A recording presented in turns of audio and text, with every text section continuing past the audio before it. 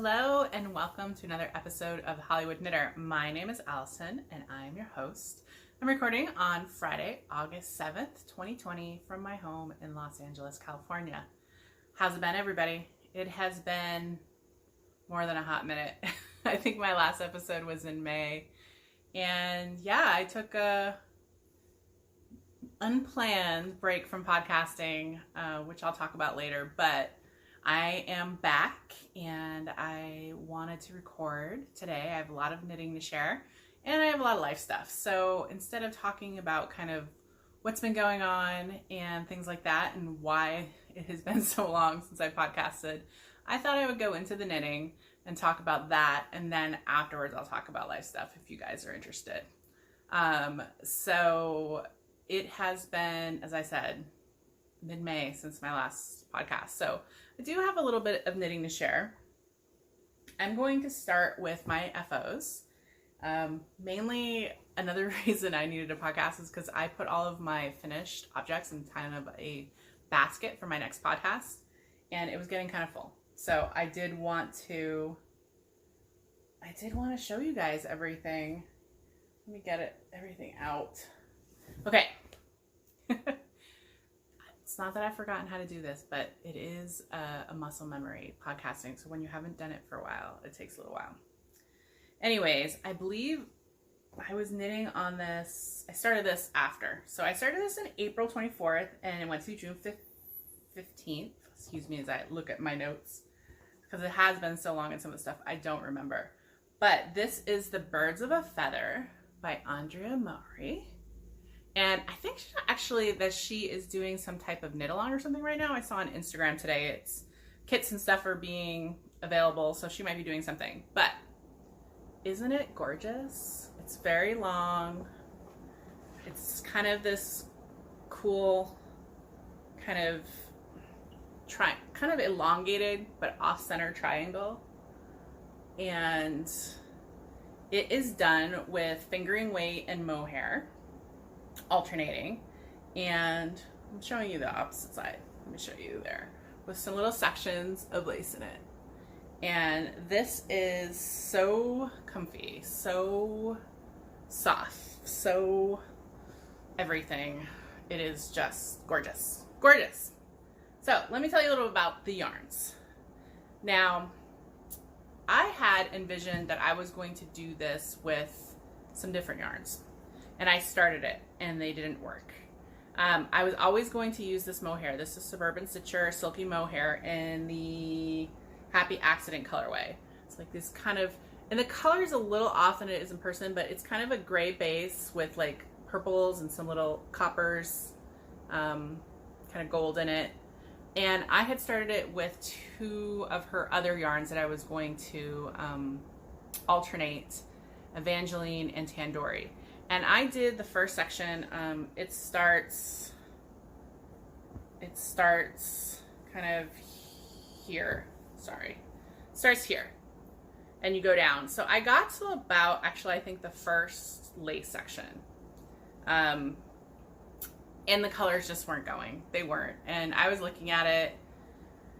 And after I got to that much, which isn't a ton of knitting, but it had with some time, I looked at it and said, this isn't working. The colors were not working. I could have finished it because I'm a process knitter, but I did want it to match, to go, you know what I mean? So I ripped it out, and let me tell you, ripping out silky mohair is no bueno. It is not fun.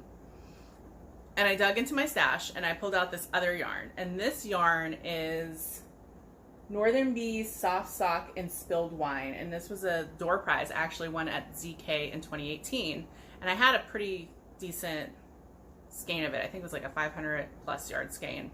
And then just to kind of give it a little pop, I had this purple, and this is Wandering Wool and Ossable Sock, and I think it's the Nashville Night. It was a skein I picked up at SSK years ago, and I used it for a pair of socks, the Flora socks I did from Hohi Locatelli.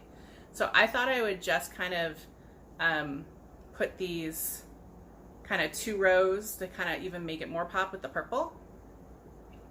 And I loved it. I love it.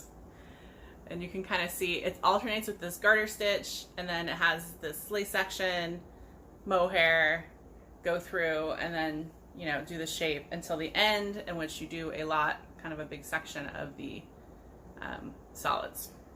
The only modification that I made, no, I made more than one modification. I changed my needle size. It went down a needle size to make it a bit smaller because it is already a giant shawl. So I did go down a needle size, hoping to make it a little bit smaller and use a little bit more of my yarn. And I didn't check my gauge against the pattern, my final gauge, so I don't know really if it's that much smaller. And then I changed the decrease to a center decrease. I think she used a decrease in the pattern that was, I don't know, a left center decrease, a right center decrease, and it just didn't go with my need for symmetry. So I just changed it to a single double decrease there. And I used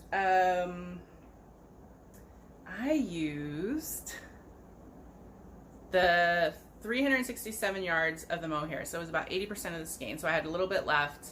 The Northern Bee, I used 3/4 of the skein, but that was 115 grams and 460 yards. And then of that purple, I used 140 yards. And I got a shawl that is, I did measure it, but I can't remember the measurements. I think it's about 80 inches long, and then it's like 20.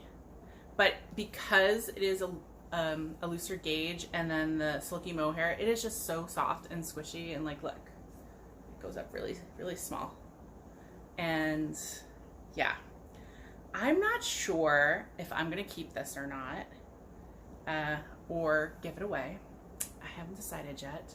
I do like it, but I think for most of the time it will be too warm for here in California. And this is how I usually like to wear stuff. I do the kind of the wrap, but I could easily kind of do something, you know, around the shoulders, and, you know, I'm not a good shawl wearer. I have other friends who are beautiful, wear their shawls and have their shawl pins, and I'm very much throw it on like a scarf and wrap it around however I feel like. But it is beautiful. And so Birds of the Feather by Andrea Mowry, and I know this came out a few years ago. It is a paid pattern, but it's beautiful. And if you look on Ravelry, there's so many combinations that are beautiful that people have done. And I really like how mine came out with the purples, kind of the shades of purples. So yeah, so this was a lot of knitting. It's a lot of knitting. Even though it's light, it was a lot of knitting. I mean, it took me almost 2 months to knit this, but I love it. So that's the first one. Then when I finished this, or no, not when I finished this. So I told you I was going to use, my plan was to use 2 other yarns in this, and they were already balled up. And I'm kind of weird or unique, or just me, that once I ball a yarn up, I want to use it. All of the yarns in my stash I keep in skeins, and so if it is balled up, it means it wants to be used. So since I had already balled them up and started knitting with them, I kind of searched around Ravelry for another pattern I could do with them, because I liked them together, they just didn't work in that pattern. And I came up with this. It's actually a shawl pattern called the Metanoia wrap by Campbell, and it was a free pattern at the time. I'm not sure if it was, but it was kind of her gift during the time of COVID. And it was a cool kind of wrap, and instead of a rectangular wrap, I made it into a scarf. So let's show it to you. Gosh, look how pretty this is. So as you can see, it is just alternating, you know, feather and fan lace with some garter stitch sections, and then halfway through you switch so that the other color is the lace section, and then garter, garter, garter.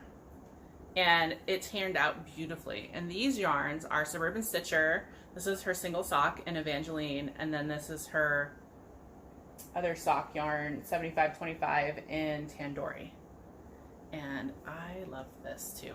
This is going to be a gift, I think, for my mother, but it is beautiful.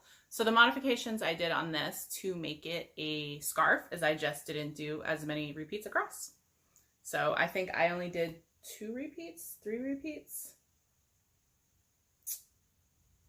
Not sure. Can't remember.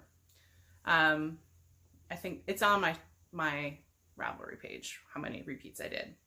The only thing that is a little different, which I figured out when I was blocking, is the 2 sections are not exactly the same length because the 2 yarns, because they're different, one is 100% superwash, one is a 75-25, have slightly different gauges. So one is slightly longer than the other, which you're not going to really be able to tell in a scarf when it's being worn, but was something that if I had checked my gauge at some point during it, I could have adjusted for. I could have done, on the one that was, the row gauge was a little less, I could have done like an extra row or 2 rows or something, but I didn't. So they are slightly, like an inch. I mean, it's not a lot. Yeah. So the Metanoia shawl by Christina Campbell. And I knit this, I started it in April and finished in June. So it was another one that was like 2 months and I was doing it in between. And once you got the pattern repeat memorized, it was so easy. This is blocked, of course, to make the lace pop. And another one I love. And I love Diane's yarns. These are both yarns I picked up at Zombie and Apocalypse. I think different years, but, and how beautiful is this tandoori color? I mean, this is right up my alley. This pink, surprisingly, is beautiful, but not a color I usually go for, but I just loved it. I can't even remember why I picked it up, but I loved it, obviously. And they're just so pretty. So pretty together. And for this, I used, for both of them, about, I don't know, 75% of this each skein. So that would have been like a little over 300 yards of each. So the scarf is pretty long. It's like 80 inches and it's 10 inches wide. So, and it's a very light scarf. Excuse me. I am drinking Hop sparkling water, which is something I found at Whole Foods that I tried. It is just a 0-calorie sparkling water, but if you are a fan like me of IPA beers, for hops, I like the taste of hops. This is basically a hoppy water, and it is very, very tasty. After I finished this, I had, as I said, about, I don't know, over 25% of each sock yarn or fingering weight yarn left, and I decided I wanted to start a sock right away. I don't want to have leftover kind of major skeins. So I found a pattern that I could use both the yarns in and try to use them up. And I came up with this. And this is the first one. I haven't finished the second one here. Let's show this one better. And this is the Static Zing by Megan Williams. So technically this is a WIT because I haven't finished the second one, but I'm going to show it as an FO because when I finish, I don't think I'm going to show it on the next podcast. Anyways, these, I didn't have enough to do a tall sock or anything like that. And I was worried even with the shorty, if I just use the 2, I wouldn't have enough. So I went into my stash and got 2 mini skeins that I had in these 2 colors. I don't remember where these mini skeins are. They didn't have a label and I can't remember where I picked them up. But how perfect are they? How perfect are these 2 yarns like together? The pink and the tandoori. And then all this is a alternating slip stitch. So you get you can see really the pinks are popping, but next to it are the tandoori slip stitch. And yeah, and these are going to be probably a pair of socks for my mom, but we'll see. Toe up. I think I made them a little larger, an extra 4-stitch repeat on it. I just adjusted it, and yeah, the same socks, the same Suburban Stitcher socks. So I thought I would show that.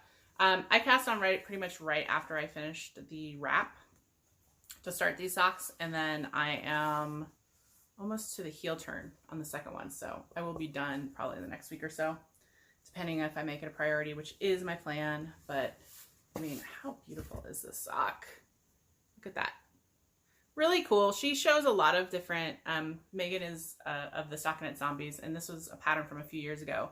And she shows on her page a lot of different ways you can use this with like self-striping a solid or 2 self-stripings, and it does these really cool kind of color matching. So I'm really liking it.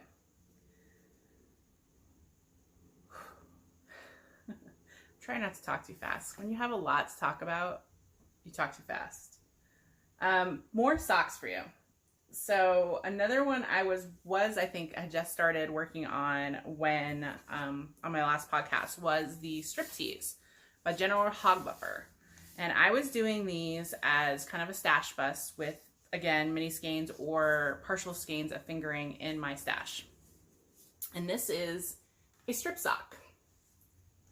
And I'm going to show this one. This was the first one. So I had intended to use, I got to remember what these yarns are. These are, okay, I had to remind myself. This one is a Gail's Art sock link that I was in her club a few years ago. This was like I think the Christmas one. This solid blue was some solid blue I had in my stash. Sorry. I really should have remembered. Yeah, I can't remember. I think it was a mini from ZK. And then this was a striping, a Patriots yarn striping that I had gotten Abby Grosso. And it was a specific Patriots sock kind of self-striping that I picked up. And then the toe heel is Forbidden Woolery's, just a gray I had at Justice. It's like a 75-25. So this is the first sock. Now, I had enough of all the yarns for the first sock. But when I was doing the second sock, I ran out. But the wonderful thing about this is that you just pick up another color. So you can see I picked up another mini for my thing to finish this one. This is a different color. I actually needed a whole stripe of the different color because I ran out of one. And then, did I do one more color? I think I just used those 2. And like even here, you can see where I used it. But it still looks really cool, really awesome with all these different colors. And it is not challenging. This was my second time knitting it. I did another one last summer. I did have to refresh myself on how to do it, but you're basically just knitting the strips and like picking up and slip knitting to join them. And it is really fun and easy when you're doing it. Yeah, so how cool. And of course, the idea is to use a bunch of minis and use them up, which I did. So that made me happy. I think the other ones might be for me. That was my intent. So in general, socks for me can also go for my mom. So we will decide. I'm going to put it in I have a little basket now of just finished socks because I do not need any more actual socks in my rotation. Nor does the boyfriend, who is the other person I've knit a lot of socks for. I checked, he's got like over a dozen of hand knit socks in his drawer right now. So I have started to put them into a basket when they're done. And as ones wear out, I will either decide to repair them, which I have done darning, or if I feel it's time, I will darn them by opening the trash can and going, oh darn, a la Stephanie Pearl McPhee. And then just pull out a replacement pair that I already have done. So that is the Striptease by General Hogbuffer. You are looking for just a different method of socks and we'll have a bunch of minis and like crazy socks. This is a different way of doing it. I like this. I like doing different things. And so this was fun. What else do I have over here? I finished a mother bear. I think it was this one. I can't remember which one it was. I think it was this one. So this is the Mother Bear project. I finished last one, and my goal is to do like I think 5 of these, and I have 2 done. And I haven't done the faces. I will do the faces at the end. I like to do all the faces at the same time because I always forget because I don't do them so often. But I did a Mother Bear, and this is worsted weight scrap yarn. And if you aren't aware of the Mother Bear Project, it is a project based out of Minnesota that sends these wonderful bears to children in Africa so that they can have a toy of their own. And the pattern is $5 on Ravelry. They mail it to you, and then when you send them the bear, you just have to send $3 per bear to help the bears be able to fly to their new home. And then they're really wonderful. They put pictures every time they give a bear out. They take a picture of the bear with the kids. So if you want to try to find your bear and see, you can go through that every so often. So I've been sending them off and on, a few every year. And so my goal is to make 3 more this year before the end of the year. And if you're looking for a cool knit along slash Cal, the Tuna Lit Chicks do one. I believe it's going on right now. I think through the end of August. I sometimes enter, I sometimes don't. It depends if I remember. I have another pair of socks. So actually I have 2 more pairs of socks. So many socks, but they look very similar. So this was a sock that I cast on for, I did some traveling, which I'll talk about later. So this was kind of a travel, and this was a self-striping sock yarn with a coordinating mini that I picked up for my friend Michelle. And the yarn was Delectable Yarn Brulee and Zombie Kabob. Though I think it's very Christmassy colors, not just zombie colors. These will be a gift for my mother. That is the intent. So very simple. You know, I did my normal knit from the toe up with my gusset, heel, etc. So that was just my sort of mindless knitting for a while, and got it done. But I had a fair amount left. So, and I happened to, and I'll talk about more, but I ran out of knitting on my vacation, and there's a reason for that. But as a result, since I had more of this yarn left after I finished the pair, because I finished the pair while I was gone, I decided to just start knitting a shorty. And basically what I did is I was at my friend's, and I asked her if she had a kitchen scale, and I basically took the mini and divided what I had left exactly in half, and then I took the main striping yarn and took what I had exactly in half, and started from there. So I had 4 balls, and so I decided not to do the toe this time. So I started with the striping and knit as far as I could, and then because of where it ended, I actually picked up the rest of the mini skein and knit this stripe, and then this heel and this cuff are from my stash. By the time I got to that point, I was back home, and so I just found sort of a coordinating-ish with the colors for both the heel, the last stripe, and then the cuff. And I think it actually came out really cool. I only brought, oh no, I did bring a second sock blocker, so I can show them both.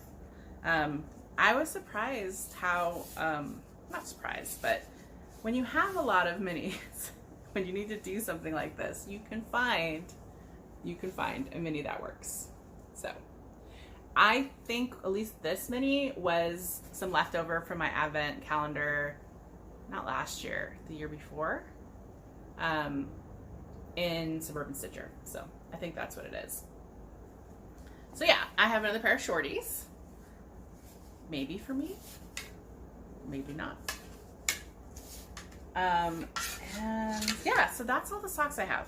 And did you notice I was able to then use all these up and a mini? So that was exciting.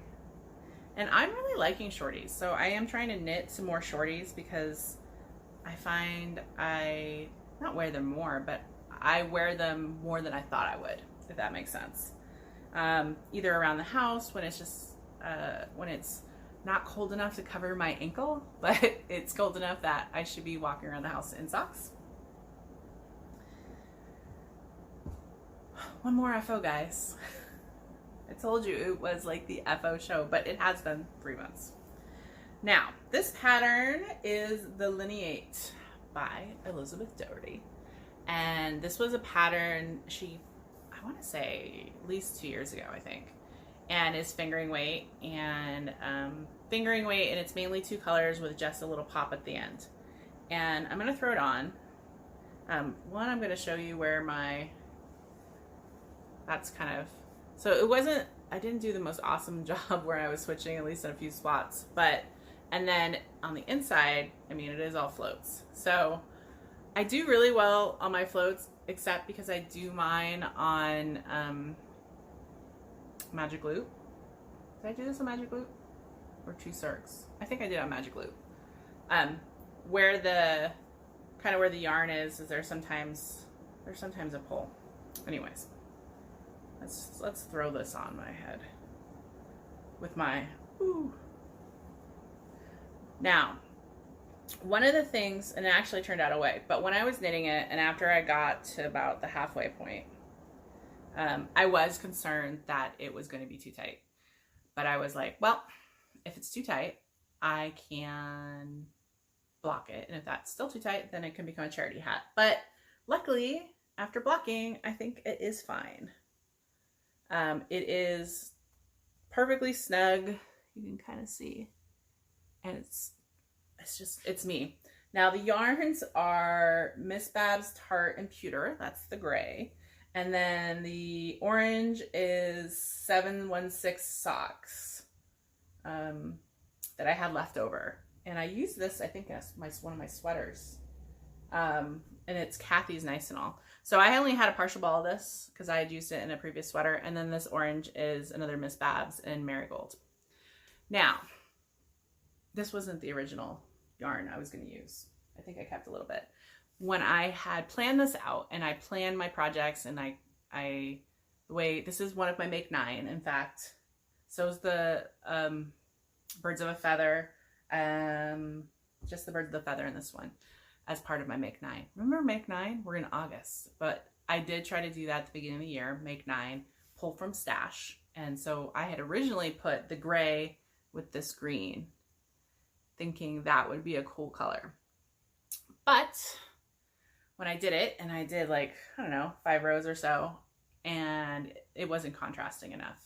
It just wasn't. And unfortunately, this was when I was on vacation, because I brought it to do vacation knitting, because this would take a little while, because it is fingering, and it's, you know, color work, easy color work, but color work nonetheless.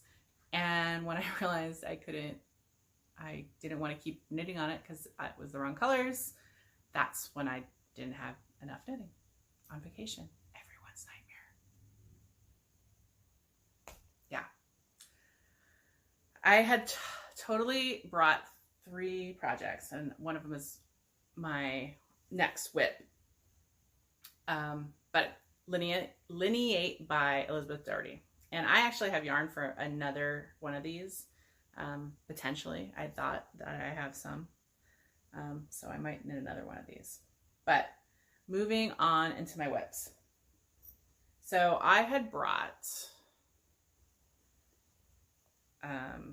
with me the socks, the zombie Kabob socks, this Lineate hat, and then this shawl to start.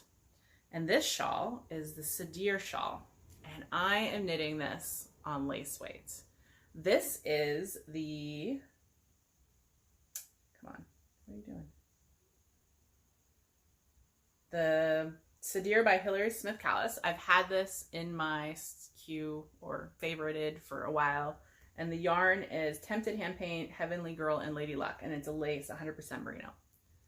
And I had a pretty decent size of this. So, but when I brought this with me, it's on a longer needle now, but it was on a shorter needle because I was not anticipating I would get all of this done on vacation. So I brought the socks, I brought the Lineate hat, which I thought I would actually get done, and then I brought the shawl, but I didn't bring any other extra needles or extra cables. So this was on a shorter cable. So once I got to the point on this where the cable was full, I couldn't knit on it anymore. Ran out of knitting. It was horrible.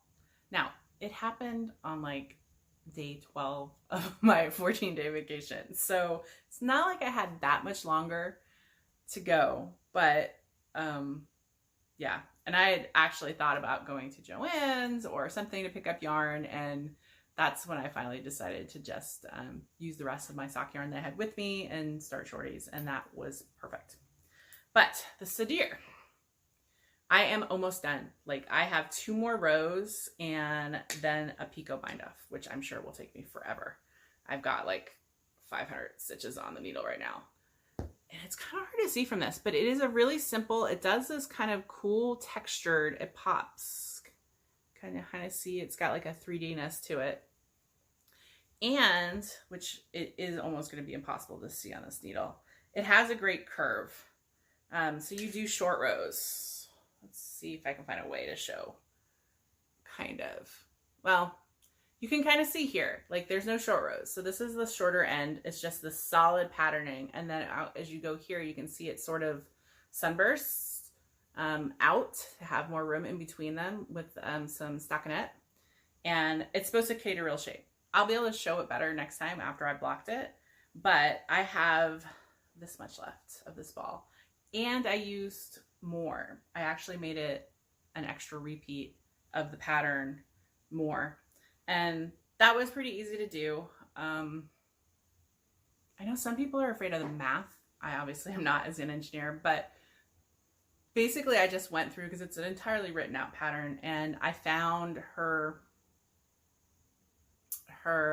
pattern of the numbers. So section 1 had increases or, went across in terms of the short rows at like 4, and then the next one was 12, and the next one was 16, and then the next section they were 8 more. So it was very easy to pick out the pattern to basically create another section that still kept it in pattern for me.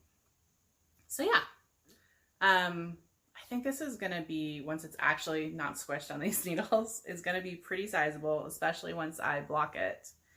And this is definitely going into my gift box for someone. I'm not sure who would appreciate like this really kind of bright. I mean, I do appreciate it too. But I have so many shawls. Yeah.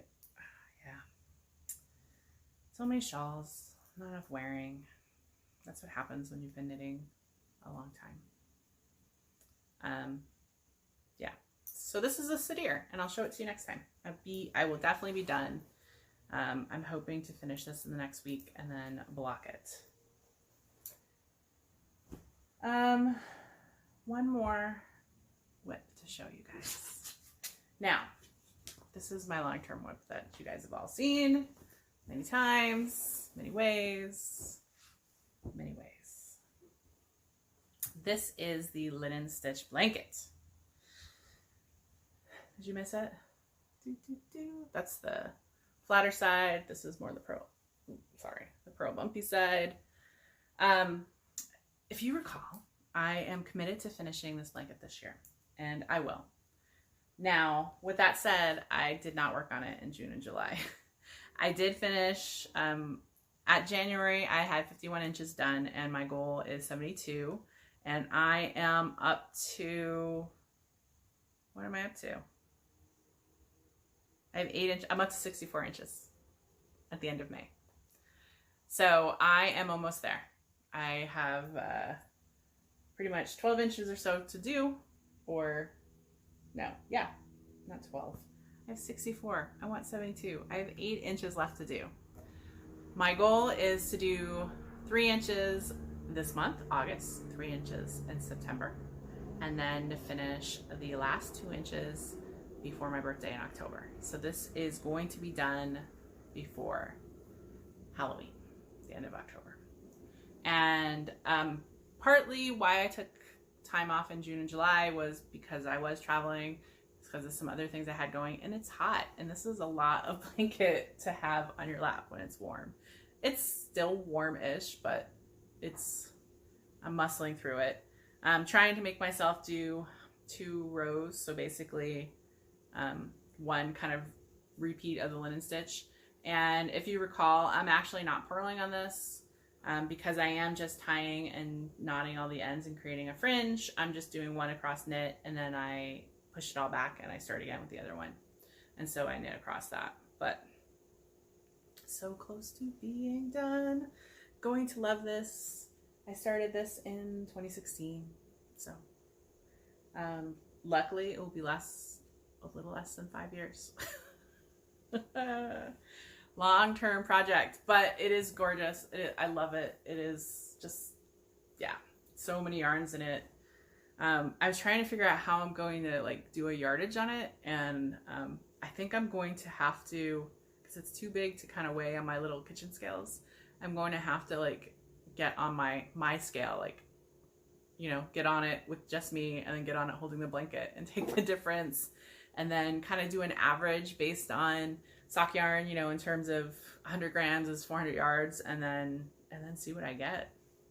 It's gonna be pretty good. So yeah, so I'm working towards that. As part of the blanket, I have little markers showing kind of every month from when I started, which is a pink marker right here. So I've done this much this year. This much. I've got like this much more to do. And it's, you know, it's slow going. It's a big project. It's a lot of stitches. Takes me about 20 to 30 minutes, depending on how much attention I'm paying to do a single row. So it is definitely time consuming. But that is all of my knits right now. All of my knits. As I get these big projects off, I've started to look at, I'm always looking forward to my next project, but I can't let myself have too many on. But I'm going to be doing a sweater for my next project that I had balled up before I went, because I thought about starting it while I was away, and then I ended up not. But it's all ready to go. And this is it's going to be the Dripping Honey by Anna Johanna. And I'm going to be doing it in this wonderful gray yarn that is from Bare Naked Wool. And it's like a Jacob sheep that I picked up at Rhinebeck. How beautiful is this gray gonna be? So really looking forward to starting that. I still have to, I think I might knit my swatch if I feel like it this week. I gotta knit the swatch and, you know, wash and dry it and see what I get. But I do want to finish the shawl. I need to finish that shawl. And then my goal is to have 2 projects going, and the sweater, well, 3. The sweater, and then the other kind of alternating home project will be the linen stitch blanket, and then I'll have a pair of socks for the purse that I probably won't touch that much. I'm gonna just pick one of my sock skeins and do a simple kind of sock. But yeah, I'm trying to get through my make 9. This is a make 9, the sweater. Then I have, I think, a sweater and a shawl left on my make 9. And the shawl is a big one. I can't remember which one I chose, but it's one of those that's like, you know, 6 skeins that you just knit. I think it's a Stephen West. I plan on starting it after I finish my linen stitch blanket, so I can do another fingering weight. Why not? And then I have another sweater I want to finish by the end of the year. So I'm hoping Dripping Honey I can finish by, you know, early October, and then I'll finish my second sweater by the end of the year. So that's all I got with knitting. If you were just here for the knitting, which is perfectly fine, hi, bye. I'm gonna talk about life and what's been going on, and I know this is gonna be long. It's already long. I'm already almost 40 minutes in, and I haven't really rambled about anything else but knitting. So, time of COVID, where have I been?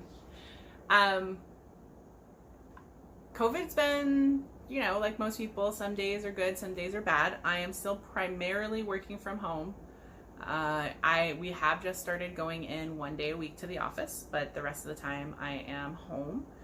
One of the delays with kind of podcasting is I have to be alone to podcast, and the boyfriend was spending a lot of time home, either because he was also working from home, and then he was not going to see his son as often because he was having to quarantine from him because of he either got exposed at work, or when I traveled he then quarantined for 2 weeks afterwards in case I brought something back. I didn't. I will talk about that in a minute, but nothing bad. And then, you know, I had the first week of June, I shouldn't say I fell down the stairs. I missed the last step. and I sprained my ankle really bad, like really, really bad. Like it went like this, you know, this is my ankle, and it did like a 90. And I am 10 weeks out from that, I think, roughly, and I'm probably just now getting 100, not even 100, I'm saying I'm 90% back. One of the questions people say, well, did you go to the doctor? I did not. Lucky because I was working from home, I was able to stay off it. Like for the first 2 weeks, I was pretty much off it. I had to get crutches to get around. Stairs were hard, but I didn't go to the doctor because almost immediately I could put weight on it. However, I self-diagnosed myself with it was like a grade 2. At the same time I did that, the other ankle got strained, and that took about 3 weeks to heal. So I was pretty immobile. Then I not decided, but my girlfriend was having another baby, and she was having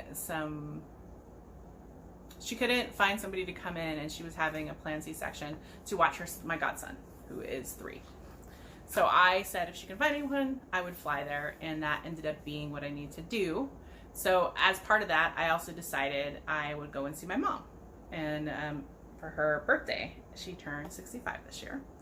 So I ended up I think that was the end of June. I flew to my family for a week, and then I flew from there, my family in Rhode Island, and then I flew from there to Ohio, and I was at my girlfriend's for a week watching my godson. Still limping along, but just limping. I've been wearing braces and all this other stuff, but I have to say this was the first time, because when it happened, I'd already made my travel plans, and I was looking at myself like the first night going, oh no, does this mean I'm not going to be able to travel in 3 weeks? And I sort of just played it by ear, and I was able to limp along. When I did fly that first day, or that first flight, which was from LA directly to Boston, I thought about getting wheelchair service.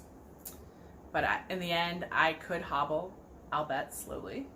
And I knew I wasn't doing connections or anything like that. It was like, get dropped off at LAX, get to the gates, get on the plane, get off the plane, have my brother pick me up. And then when I was at my mom's, I didn't have to do a ton. One of the reasons I did it is because I was just quarantining. They all quarantined. I had been quarantined. I am still quarantining. I only pretty much go to the grocery store and maybe run an occasional errand to the post office.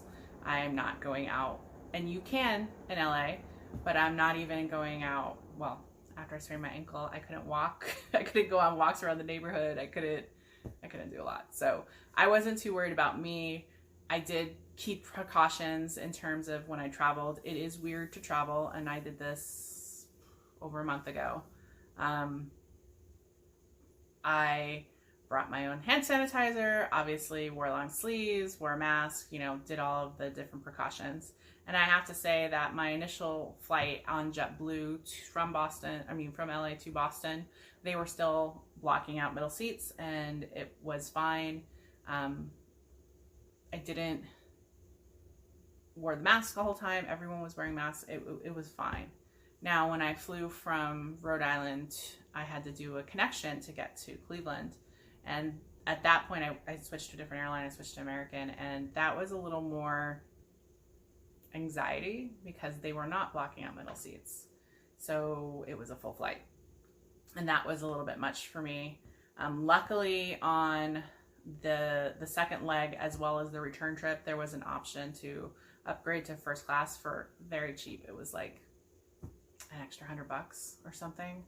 And so I chose to do that. So even if I did have someone sitting next to me, which first class did become full because they were trying to sell these seats so cheaply, at least it was wider, and you're not sharing elbows and sharing spaces. So that ended up working out really well.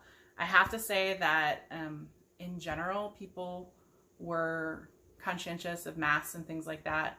Not always of the social distancing in terms of waiting in the airport, or they're definitely once the plane lands, people were not adhering to social. Everyone was in the aisles, and that was another reason to kind of that extra money was worth it for me, because I would be able to get off the plane first. I also waited and was like the last person on the plane because I made the mistake on one of the first leg I had, and got on.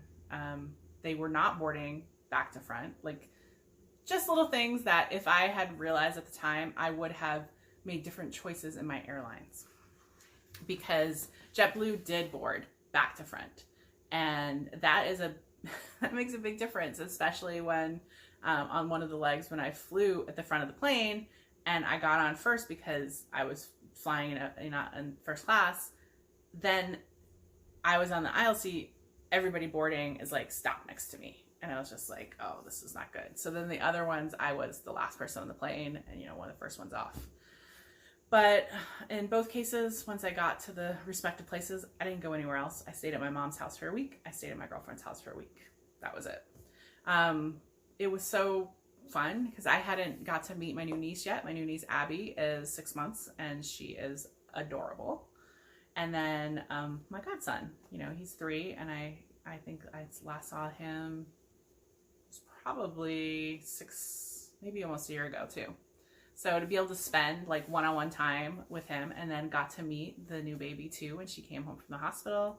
And it was just fun. I mean, this was my oldest friend. We've been friends since we were 13, and we went to college together, and we lived together, and, and then now she lives so far away from me. And so it was fun just to hang out and just be with her for a week.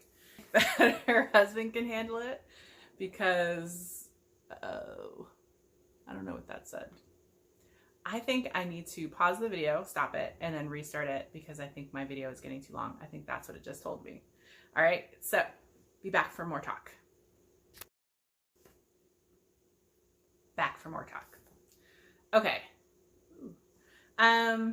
Yeah, so I did that, and my ankle luckily was getting better, and it's getting better, and then I came back and have been working, and I've been off and on busy, had my good days and my bad days. At the beginning, I went through a huge baking phase, like a lot of people, and then as I realized when I traveled, I put on a nice probably 10 to 15 pounds from all my baking, because when you bake and you're in quarantine, the only person to eat it are the people in your house, which is just me and the boyfriend, and he's not a big sweet eater. So who do you think was eating most of the sweets I was making? Me. So I've really pulled back. Mainly, I just don't have the same urge. Like, that urge has kind of run its course.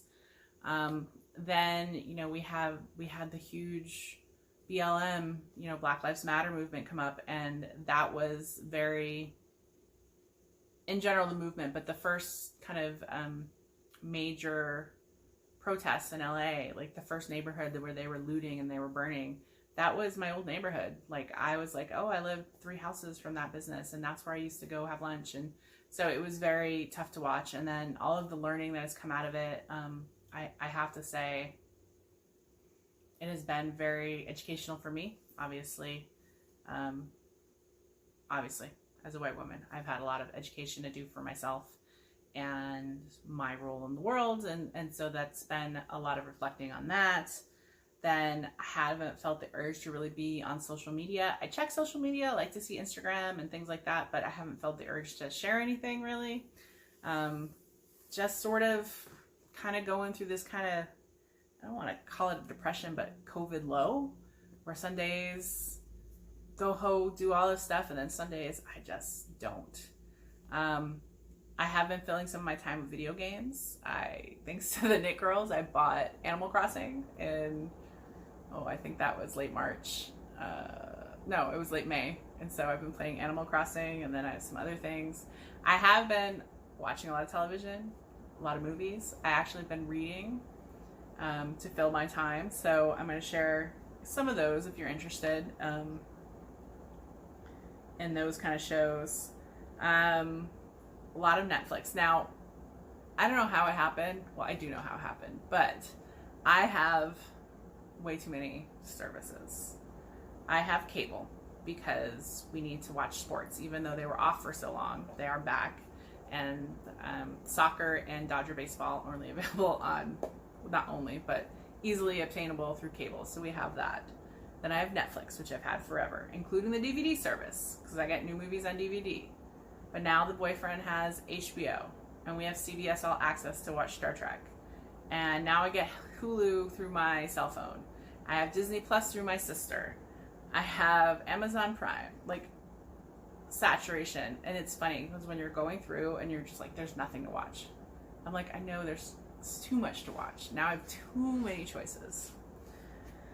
So I have been watching my police serials. I've been watching some new British ones, and I watched Loch Ness, which was available on DVD on Netflix, and it was like a mini-series set up in Scotland. I also watched No Offense, which is another police procedural based out of the UK. I'm watching the Brokenwood Mysteries right now, which is a police serial based out of New Zealand. We just watched the new Umbrella Academy. We actually just watched that last weekend, season 2. So that is a superhero one that was interesting. I watched the new season of Shetland, another police procedural. What else did we watch? We watched Upload on Amazon Prime, and that was interesting, where basically your afterlife, you upload your brain and you have an afterlife and a digital afterlife, and that was interesting. I think it's going to have a season 2 too. And then we watched Insecure on HBO. It's a show we've been watching for a while with Issa Rae, so I think it's almost the last season. Was the last season? I'm not sure. But so that's some of the TV I've been watching. Movies, I'm just going to go with some of the recent ones.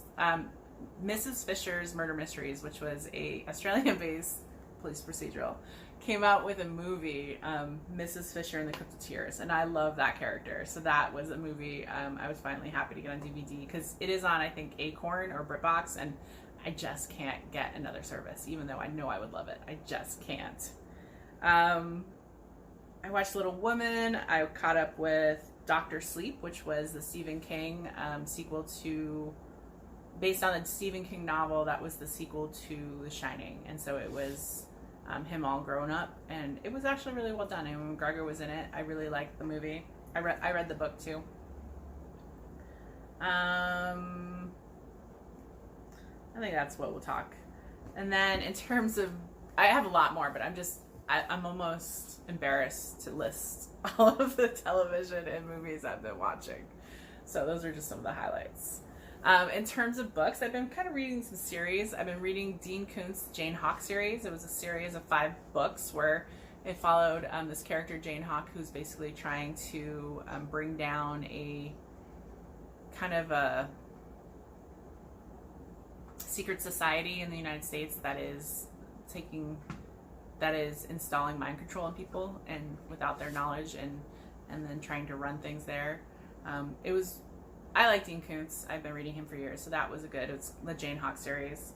All of these books I've been reading on my either the Kindle app or Overdrive app, and they've all been from the library, which I really haven't had to purchase any.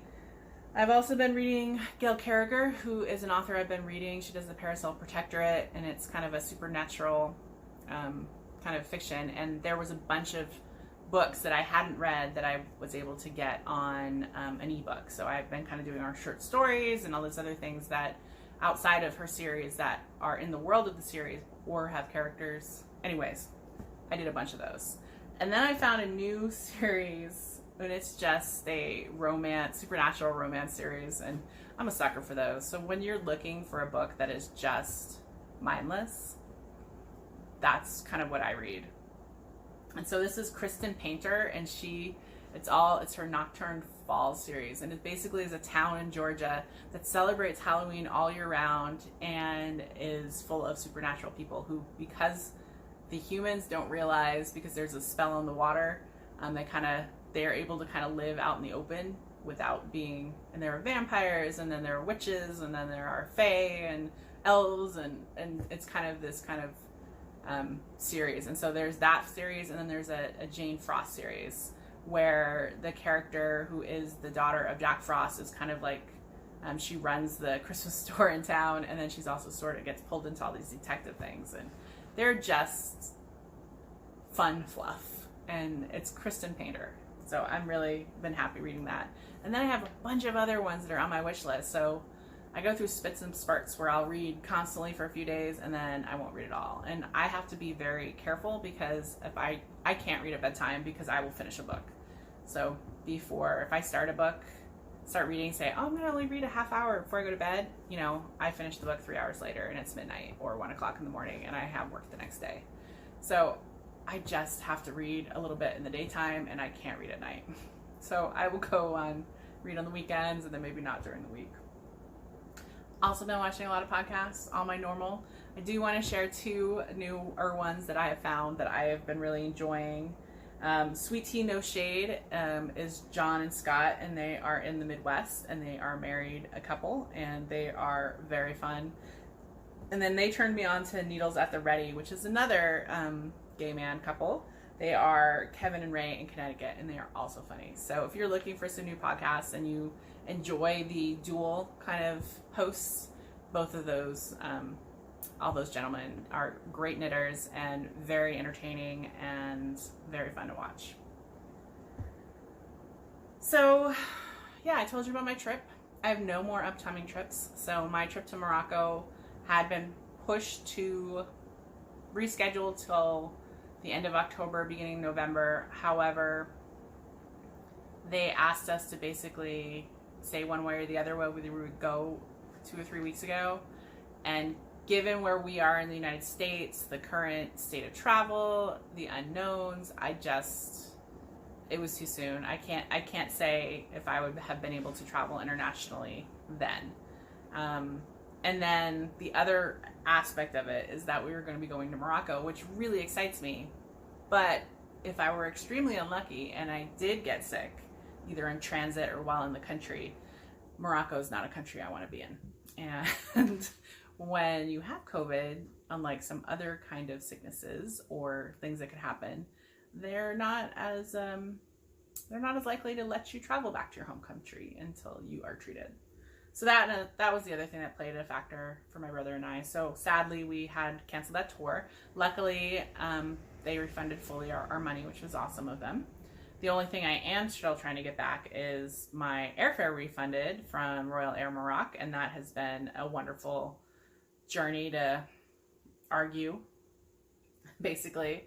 In case you didn't know, if your flight was canceled, as it was originally for COVID, the Department of Transportation regulations require even foreign airlines who operate out of U.S. cities to refund your money fully. And they have just been resisting. We'll give you a voucher. I don't want a voucher. Well, we don't have to, per this. Yes, you do. So now it's been elevated to a complaint with the Department of Transportation. We'll see if that happens. But there's a real good possibility that I could be out $2,000 for those plane tickets. But c'est la vie. That's what happens. COVID hit everyone. On the other side of it, I've been home, and I'm not traveling, and so I've just been not spending that much money. I haven't actually been buying a lot of yarn. I only have purchased one skein, Christmas Advent skein from Kirby Werby, the Schitt's Creek Advent. I haven't really I've seen so much beautiful yarn, but I haven't felt like buying. So I'm just happy working through my stash right now. I know it will come back, but yeah, I like to buy in person, and I buy at knitting retreats and knitting events, and so I don't actually buy a lot of yarn online. So with everything canceled for the foreseeable future, I'm hoping next year I'll be able to do all the things, all the travels. I think that's all I've got. This is going to be a long one. So if you stuck through it, great. If you're wondering where I've been and you want to say hi. I hope everyone has been making it through however they can, the craziness that is 2020. It has definitely been one for the history books, and sadly, more ways than one. I am getting through it one day at a time, at home, a lot, alone. But appreciating seeing that the world out there is continuing. And I'm hoping to venture out with my mask more in the next few weeks as kind of we go back to a little bit of normality. For me, going back to going into the office one day a week, I think I'm going to try to start kind of walking and hiking again. Now that it's kind of died down, right after COVID happened, I've never seen so many people walking in my neighborhood as I did, to the point where I was like, that's too many people walking for me to feel comfortable walking out. Now it's kind of gone back, I think, as more people have gone back to work or just have found kind of a normality. It's much more accessible. I've also thought about hiking, but the trails, from what I've seen, because there are so many people in Los Angeles out of work, all the restaurants, there's no indoor service right now. They're reduced. Many are closing. You know, the movie industry is shut down right now. I think a lot of people are hiking and getting out into nature, which is great, except that's too much for me. It's not a choice I can make to be on crowded trails. And in my head, even though I know you don't have to, I just want to see people every time they're out, wearing masks all the time. Just do it. And that isn't what we have to do. So that is my own issue I need to deal with and accept. But yeah, so make the choices that are right for you and your family. And my heart goes out to everyone with kids right now. I know with fall starting up, it is crazy. All my friends who are teachers, like, I can't even imagine. I feel very fortunate that, one, my job was never in danger, and two, I had the opportunity to work from home and to keep myself and those I love safe, and for the most part. My construction job is supposed to be starting up probably in September, October, so I will be moving to a new field office, a new job starting, which is exciting. And I miss kind of being out there. What I've been doing up until this point, I'm in the paperwork phase of a job. Before you start, I'm ending one and starting another, and all that is just paperwork and meetings, which I can do from home. That's all I have. I do not plan on it being 3 months until I see you again. I'm hoping it will be a few weeks. Yeah, you will see me either before the end of this month or early September. I'm going to at least do my once a month and share all of my knitting and share life. I want to thank everyone who took the time to watch. I do appreciate each and every one of your viewers. I know I'm a smaller podcast, but I do this for those who I've met in person. And I know a lot of people who watch are people I've met at knitting events or are friends, and this is my way to show this is what Allison's been up to. So we don't have to do the rundown when we do get to meet again in person, which will happen. This will end, and we'll all give big hugs to each other and get to see and fondle our knitting in person. Anyways, so if you need to find me, I'm Allison1031 on Instagram, though I said I hardly ever post. I do read people's posts. I love scrolling Instagram. And Allison1031 on Ravelry. I know that there are issues with Ravelry right now, so if you cannot be accessing Ravelry, I'm really holding out that they are going to be fixing all the issues for those who can't access it right now. I'm hoping that they're going to do that. I know it is taking much longer than it should have, and they've just handled it badly, just badly. And yeah, so that's a wrap from Hollywood, where fantasy meets fiber and dreams are knit. Bye, everybody.